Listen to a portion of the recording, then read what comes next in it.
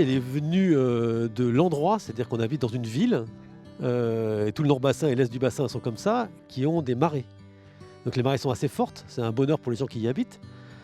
Mais par contre, c'est des contraintes aussi. Donc on a voulu essayer de créer un système de navette maritime compatible avec les marées. Donc un bateau qui devait être optimisé pour ça. Il est en aluminium, donc très très léger.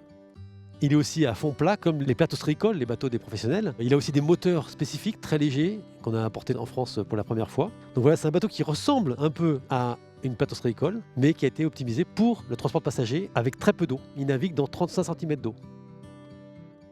En tout cas, c'est un élément nouveau qui était né dans l'idée de l'entrepreneur depuis longtemps, puisqu'il y a 6 ans déjà que l'on essayait de construire un navire amphibie à l'époque qui se serait exonéré du problème des marais.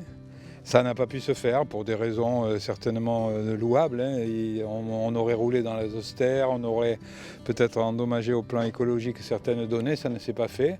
Et David Baudy, puisque c'est son nom, a eu l'idée de, au moins, quitte à ne pas s'exonérer des marais, optimiser les marais. Je crois que ce bateau s'inscrit tout à fait dans ces nouvelles mobilités, ces capacités d'alternative avec la voiture, tout simplement. Et à partir du moment où ce navire qui cale très peu d'eau pourra venir du Cap Ferré à Andernos, aller à Arcachon et revenir au Cap Ferré, en termes de mobilité, c'est un atout considérable pour nous. Nous, les retours, ils sont très positifs. Il n'y a que des sourires et on espère vraiment que notre projet prendra auprès des locaux, et ce qui leur permettra de délaisser un peu les voitures, les bouchons. Oui, c'est enthousiasmant parce que les retours sont très très positifs de la part des personnes qui nous envoient des messages.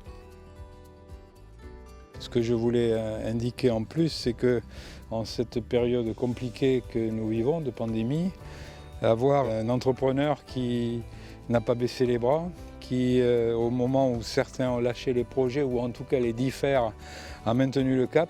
C'est pas mal de se dire on a dans la ville des gens qui, contre vents et marées, si je puis m'exprimer ainsi, continuent leur projet, nous montrent l'optimisme qu'il faut avoir et finissent par nous livrer un produit qui sincèrement devrait être utilisé de manière multiple. Et je pense que de toute façon, c'est les utilisateurs qui eux-mêmes vont décider un peu de la manière dont ils vont s'approprier ce nouveau transport.